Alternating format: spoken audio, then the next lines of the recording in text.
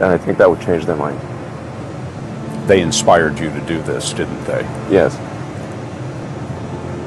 And to see them casting stones in your direction.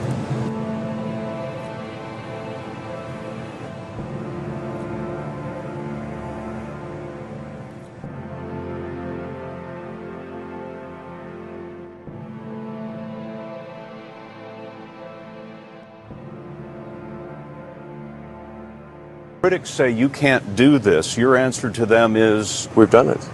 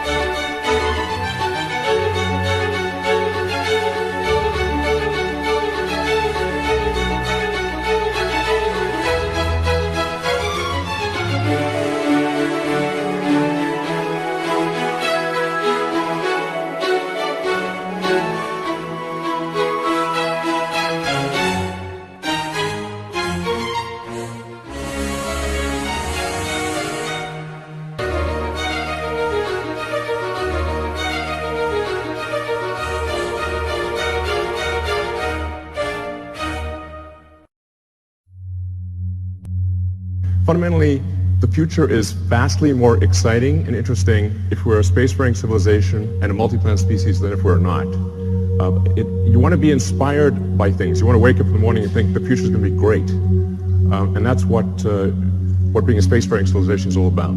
It's about believing in the future and thinking that the future will be better than the past. And I can't think of anything more exciting than going out there and being among the stars.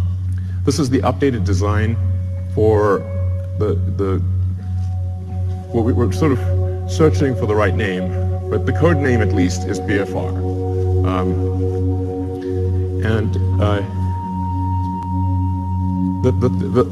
Probably the most important thing that I want to convey in this presentation is that I think we have figured out how to pay for it. This is very important. So, in last year's presentation, we're really searching for what the right way how do we pay for this thing? We went through various ideas, Kickstarter, collecting underpants. These didn't pan out. But now we think we've got a way to do it, which is to have a smaller vehicle, still pretty big, but one that can serve, one that can do everything that's needed in the greater Earth orbit activity. So essentially, we want to make our current vehicles redundant. We want to have one booster and ship that replaces Falcon 9, Falcon Heavy, and Dragon. So if we can do that, then all the resources that are used for Falcon 9, Heavy, and Dragon can be applied to this system. So that's really fundamental. So let's see, what progress have we made in this direction? So last time you saw the giant tank, that's actually a 12-meter tank. And you can see the relative scale of it. It's 1,000 cubic meters of volume inside. That's actually more pressurized volume than an A380, just to put that into perspective. We developed a new carbon fiber matrix that's much stronger and more capable at cryo than anything before. And it holds 1,200 tons of liquid oxygen. So we tested it. So we successfully tested it up to its design pressure. And then went a little further. So we wanted to see where it would break. And we found out where it would break. It shot about 300 feet into the air and landed in the ocean. We fished it out, but we've now got a pretty good sense of what it takes to create a huge carbon fiber tank that can hold cryogenic liquid. That's actually extremely important for making a light spaceship. The next key element is on the engine side. We have to have an extremely efficient engine. So the Raptor engine will be the highest thrust-to-weight engine, we believe, of any engine of any kind ever made. We already have now 1,200 seconds of firing across 42 main engine tests. We fired it for 100 seconds. It could fire for much longer than 100 seconds. That's just the size of the test tanks. And then the duration of the firing you're seeing right now is about 40 seconds, which is the length of the firing for landing on Mars. The test engine currently operates at 200 atmospheres, to 200 bar. The flight engine will be at 250 bar, and then we believe over time we could probably get that to a little over 300 bar. The next key element is propulsive landing. So in order to land on a place like the moon, where there is no atmosphere, and certainly no runways, or to land on Mars, where the atmosphere is too thin to land, even if there were runways to land with a wing, you really have to get propulsive landing perfect. So that's what we've been practicing with Falcon 9. So this is just a series of landing videos. I think these are quite mesmerizing. But we now have 16 successful landings in a row. And that's with...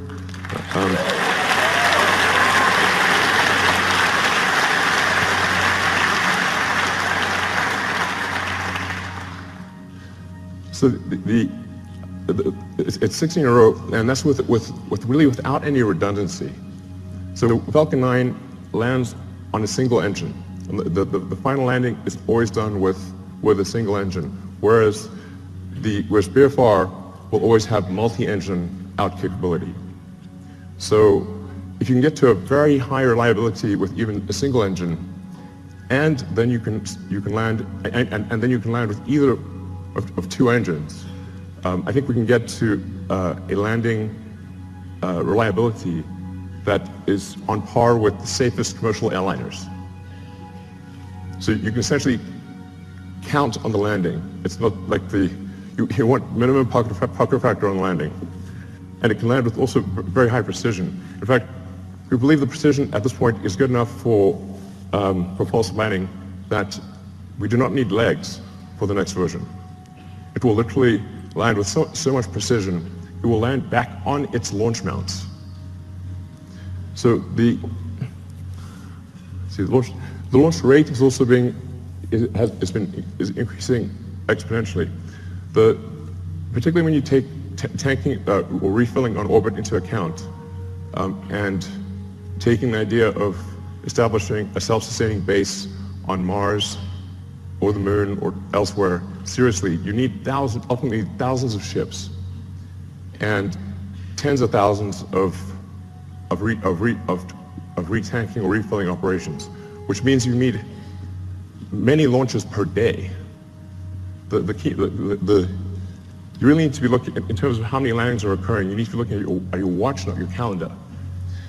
So while this is quite a high launch rate that we're talking about here, by conventional standards, it's still a very small launch rate compared to what will ultimately be needed. But just for those who are unfamiliar with how many orbital launches occur every year, it's approximately 60 orbital launches occur per year, which means if SpaceX does do something like 30 launches next year, it'll be approximately half of all orbital launches that occur on Earth. The next thing is automated rendezvous and docking. So in order to retank or refill the spaceship in orbit, you have to be able to rendezvous and dock with the spaceship with very high precision and transfer propellant. So that's one of the things that we've perfected with Dragon. Dragon 1 will do an automated rendezvous and docking without any pilot control to the space station. Dragon 1 currently uses the Canadarm for the final placement onto the space station. Dragon 2, which launches next year, will not need to use the Canadarm. So Dragon 2 will directly dock with the space station. And it can do so with zero human intervention.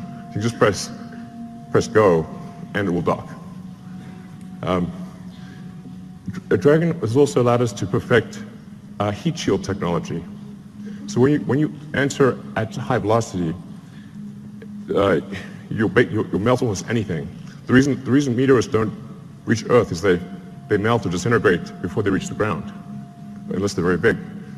So you have to have a sophisticated heat shield technology that can withstand unbelievably high temperatures, and that's what we've been perfecting with Dragon, and also a key part of any planet colonizing system. Next slide. So Falcon 1, this is where we started out. A lot of people really only heard of SpaceX relatively recently. So they may think, say, Falcon 9 and Dragon just instantly appeared, and that's how it always was. But it wasn't. We started off with just a few people who really didn't know how to make rockets. And the reason I ended up being the chief engineer or chief designer was not because I wanted to, it's because I couldn't hire anyone. Nobody good would join. So ended up being that by default. And I messed up the first three launches. First three launches failed. Unfortunately, the fourth launch, which was that was the last money that we had for Falcon 1. The fourth launch worked, or that would have been it for SpaceX. But fate liked us that day. So the fourth launch worked, and it's interesting. Today is the 9th anniversary of that launch. So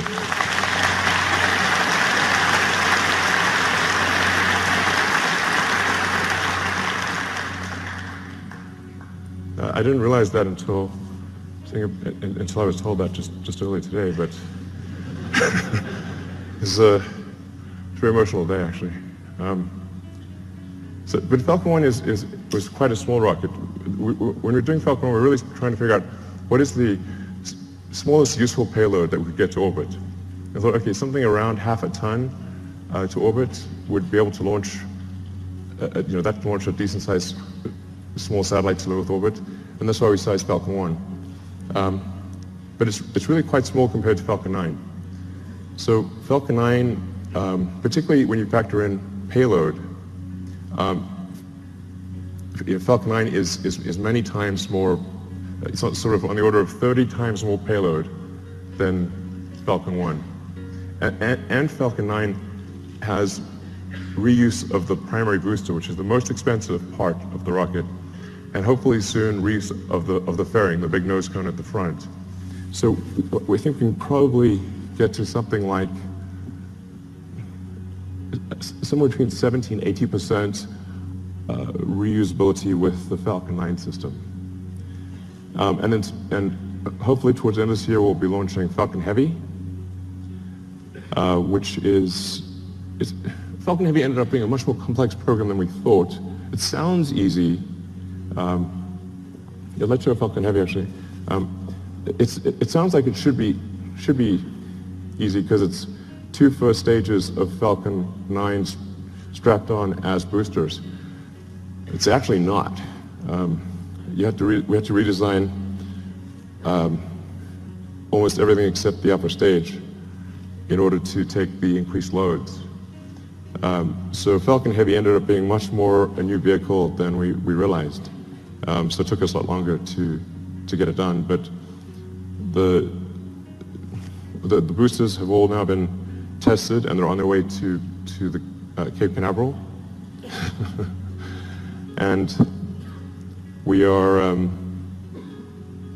now beginning serious development of BFR. So you can see that the payload difference is quite dramatic. BFR in fully reusable configuration, without any orbital refueling, we expect to have a payload capability of 150 tons to low Earth orbit. So, and that compares to about 30 for Falcon Heavy, which is partially reusable. Where this really makes a tremendous difference is in the cost, which I'll come to in some of the later slides. So let's go to the next slide. And by the way, so with BFR, you can get a sense of scale by looking at the tiny person there. It's really quite a big vehicle. Main body diameter is about 9 meters or 30 feet. And it consists of, the booster is lifted by 31 Raptor engines that produce a thrust of about 5,400 tons, lifting a 4,400 ton vehicle straight up.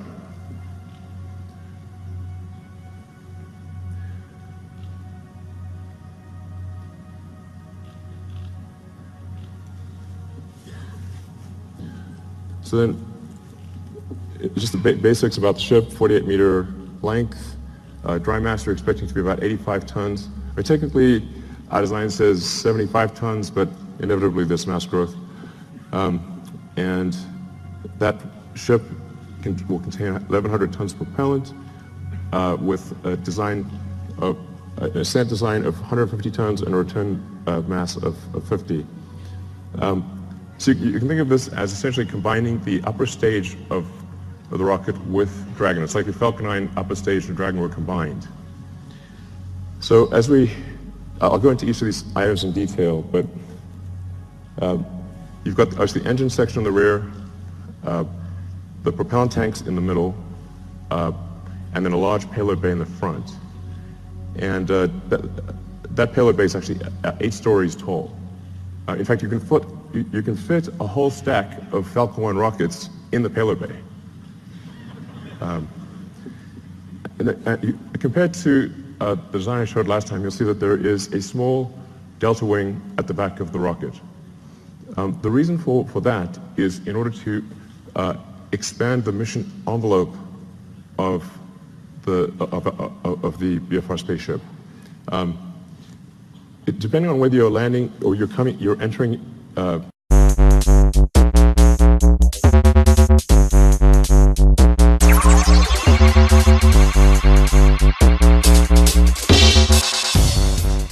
Essentially combining the upper stage of the rocket with Dragon. It's like if Falcon 9 upper stage and Dragon were combined. So I'll go into each of these items in detail, but you've got the engine section in the rear, the propellant tanks in the middle, and then a large payload bay in the front. And that payload bay is actually 8 stories tall. In fact, you can fit a whole stack of Falcon 1 rockets in the payload bay. Compared to the design I showed last time, you'll see that there is a small delta wing at the back of the rocket. The reason for that is in order to expand the mission envelope of the BFR spaceship. Depending on whether you're landing or you're entering a planet or a moon that has no atmosphere, a thin atmosphere, or a dense atmosphere, and depending on whether you're re-entering with no payload in the front, a small payload, or a heavy payload, you have to balance the rocket out as it's coming in. And so the delta wing at the back, which also includes a split flap for pitch and roll control, allows us to control the pitch angle despite having a wide range of payloads in the nose and a wide range of atmospheric densities.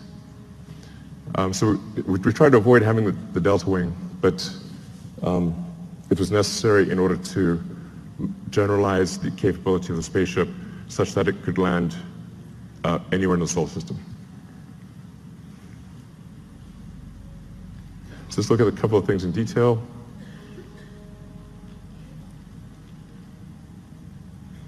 So the cargo area has a pressurized volume of 825 cubic meters.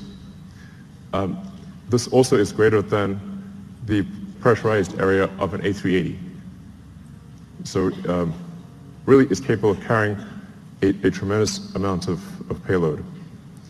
In a Mars transit configuration, since you'd be taking 3 months in a really good scenario, but maybe as much as 6 months, some number of months, single-digit months, you probably want a cabin, not just a seat.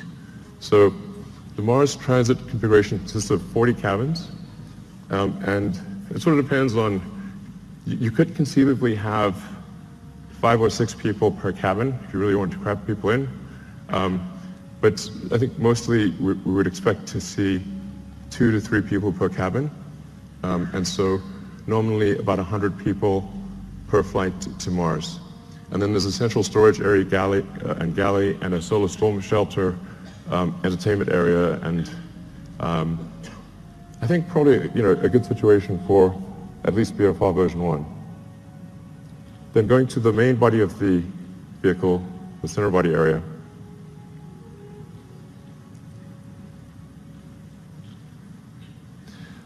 This is where the propellant is located, and this is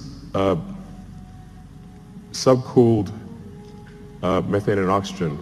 So as you chill the methane and oxygen below its liquid point, you get a fairly meaningful density increase. You get on the order of 10 to 12% density increase, which makes quite a big difference for the propellant load. So we're expecting it to carry 240 tons of CH4 and 860 tons of oxygen. In the fuel tank are header tanks. So when you come in for a landing, your orientation may change quite significantly, but so you can't have the propellant just slushing around all over in the main tanks. You have to have the header tanks that can feed the main engines with precision. So that's what you see immersed in the fuel tank. Then the engine section.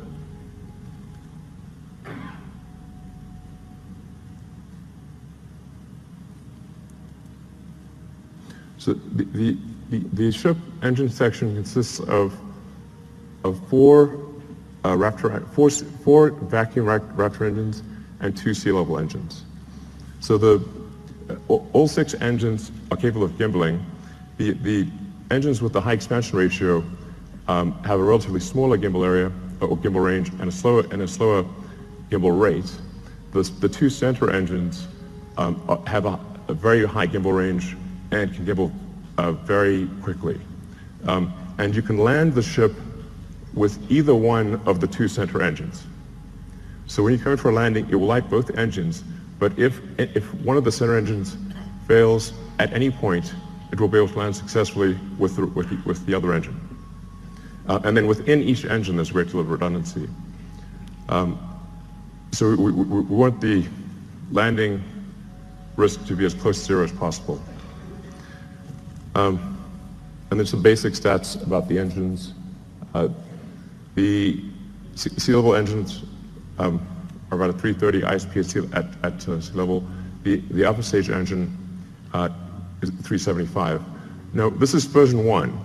So I think over time, there's potential to increase that specific impulse by 5 to 10 seconds.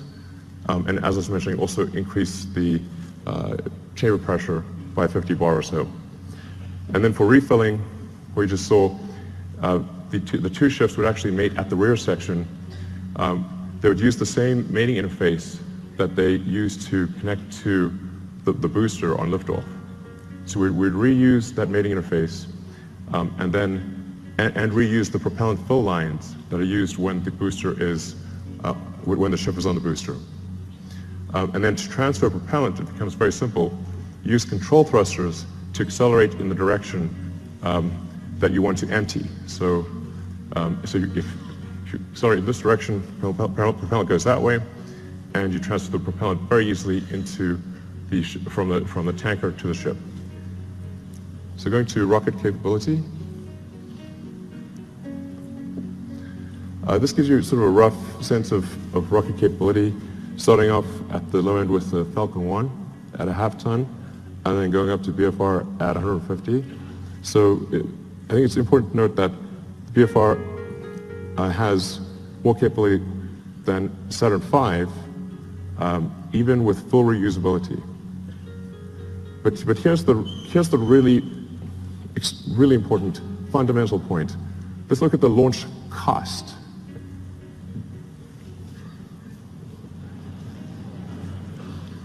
The order reverses.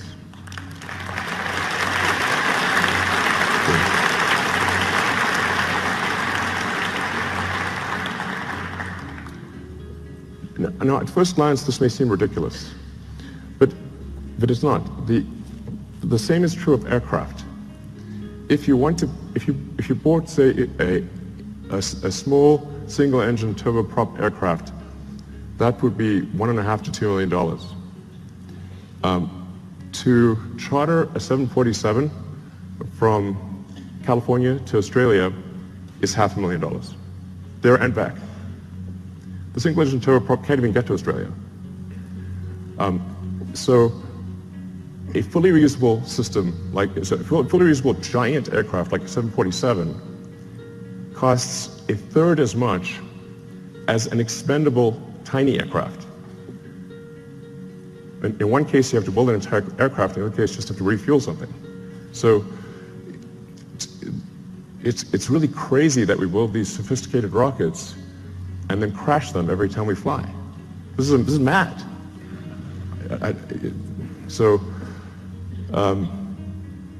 Yeah, this is I can't emphasize how profound this is and how important reusability is. And often I'll be told, but you could get more payload if you made it expendable.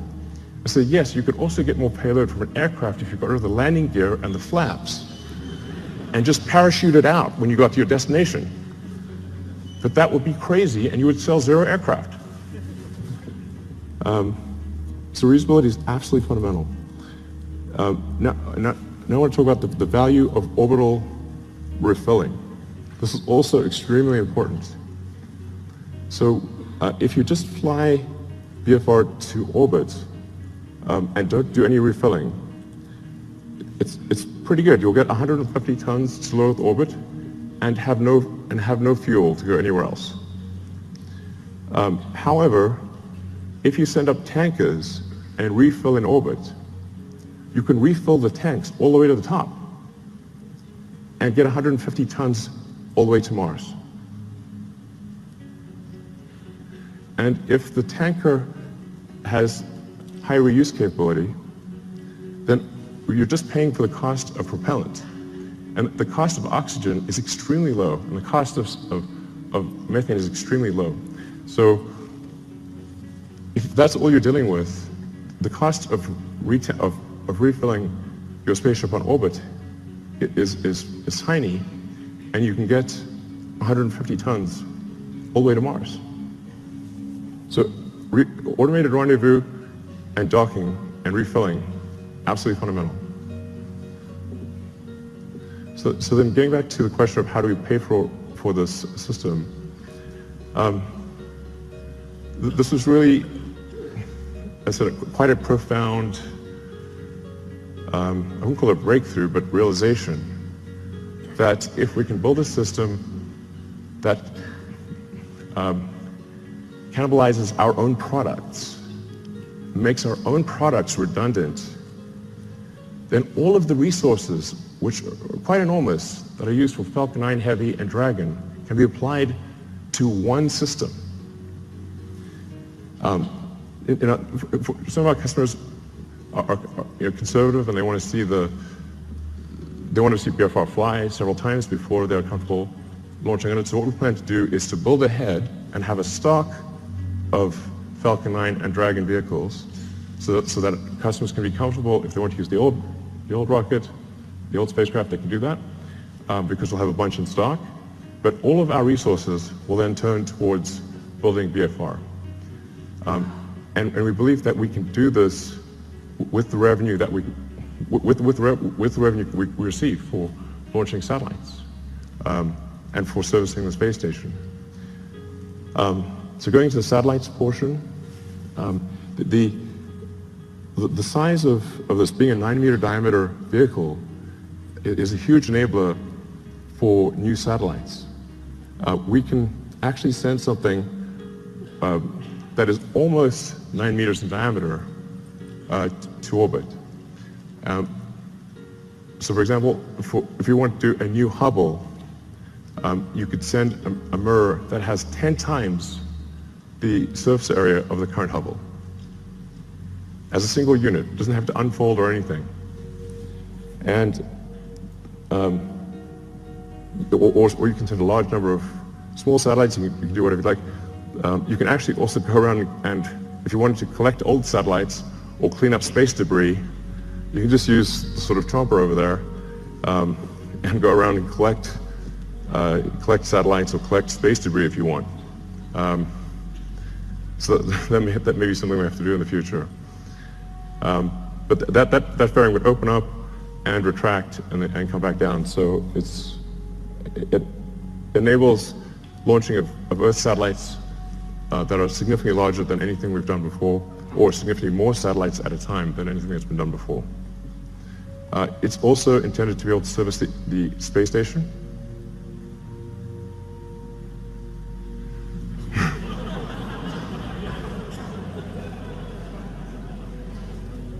I know it looks a little big relative to the space station, but the shuttle also looked big, so it'll work. Looks a little outsized, but it'll work. So it'll be capable of doing what Dragon does today in terms of transporting cargo, and what Dragon 2 will do in terms of transporting crew and cargo. So do the space station servicing. It can also go obviously much further than that, like for example the moon. Based on the calculations we've done, we can actually do lunar surface missions with no propellant production on the surface of the moon. So if we do a high elliptic parking orbit for the ship and retank in a high elliptic orbit, we can go all the way to the moon and back with no local propellant production on the moon. So I think that would enable the creation of moon base alpha or some sort of lunar base.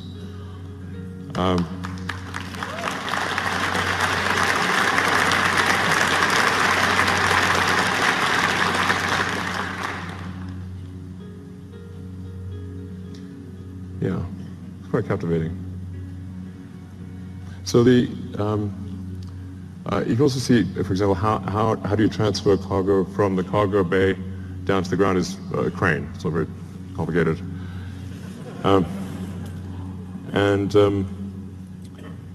Yeah, but so this will enable the creation of a lunar base. And it's 2017. I mean, we should have a lunar base by now. What the hell's going on?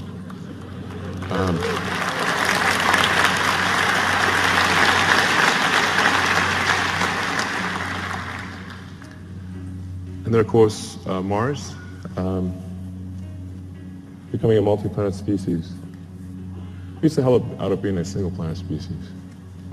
So, yeah, so we'd start off by sending a mission to Mars, where it would be obviously just landing on rocky ground or dusty ground. And it's the same approach that I mentioned before, which is you send the spaceship up to orbit, you retank it or refill it until it has full tanks, and it travels to Mars, lands on Mars. For Mars, you will need local propellant production, but Mars has a CO2 atmosphere and plenty of water ice that gives you CO2 and H2O, so you can make therefore CH4 and O2 using the Sabatier process or Sabatier process. And I should mention that long term, this can also be done on Earth. So sometimes I get some sort of criticism for why are you using combustion in rockets and you have electric cars? I'm like, well, there isn't some way to make an electric rocket. I wish there was. But in the long term, you can use solar power to extract CO2 from the atmosphere, combine it with water, and produce fuel and oxygen for the rocket. So the same thing that we would do on Mars, we could do on Earth in the long term. But that's essentially what happens. Similar to the moon, you land on Mars. But the tricky thing with Mars is we do need to build a propellant depot to refill the tanks and return to Earth. But because Mars has lower gravity than Earth, you do not need a booster. So you can go all the way from the surface of Mars to the surface of Earth just using the ship. Albeit you need to go to a max payload number of about 20 to 50 tons for the return journey to work. But it's a single stage all the way back to Earth. And I'll show you so this is the true physics simulation.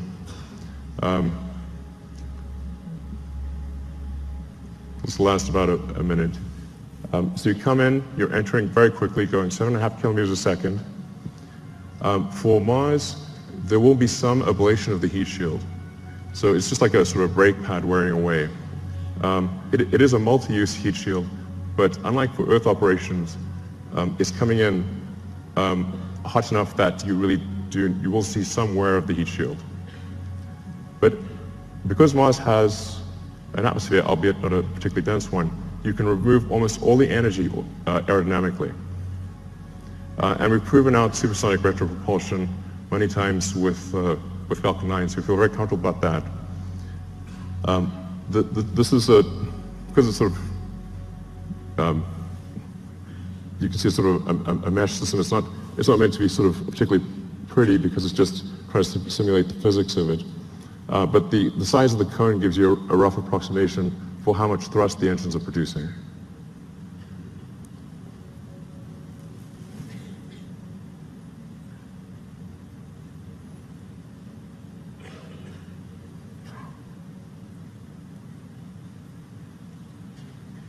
That's not a typo. Although it is aspirational. So we've already started building the system. The tooling for the main tanks has been ordered. The facility is being built. We will start construction of the first ship around the second quarter of next year, so in about 6 to 9 months, we should start building the first ship. I feel fairly confident that we can complete the ship and be ready for launch in about 5 years. 5 years seems like a long time to me.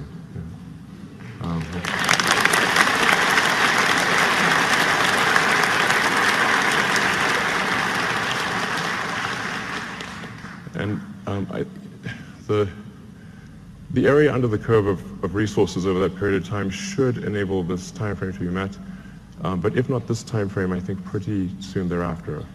But that's our goal, is to try to make the 2022 Mars rendezvous. The Earth-Mars synchronization happens roughly every 2 years. So every 2 years there's an opportunity for to fly to Mars. So then in 2024, we want to try to fly 4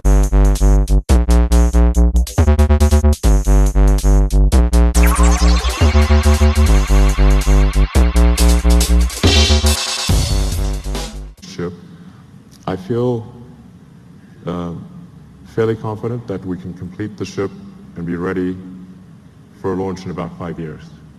5 years seems like a long time to me.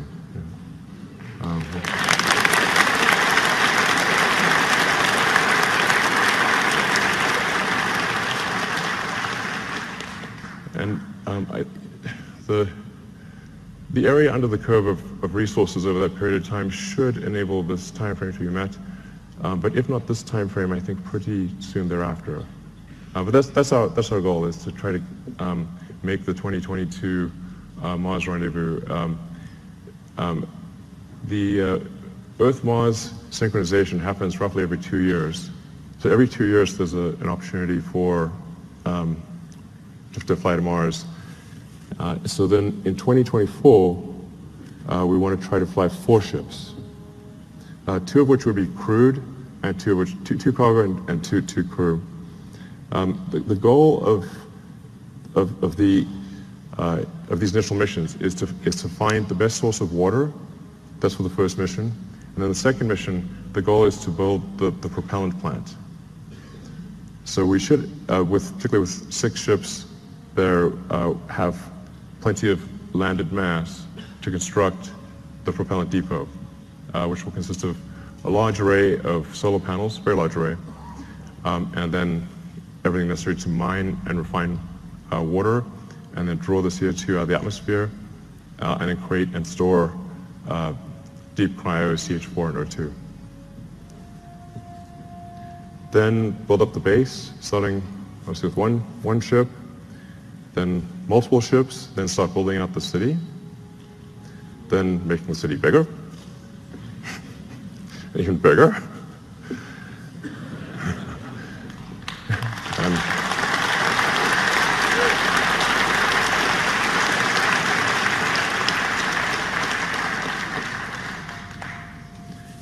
And over time, terraforming Mars and making it really a nice place to be.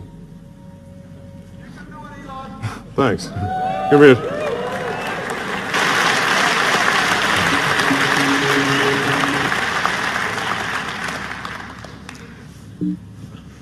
mountain.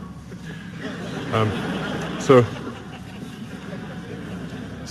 the great thing about going to space is there's no friction. So once you're out of the atmosphere, you will go, it was smooth as silk, no turbulence, nothing. There's no weather, there's no atmosphere. And you can get to most long distance places, like I said, in less than half an hour. And if we're building this thing to go to the Moon and Mars, then why not go to other places on Earth as well? All right, thank you.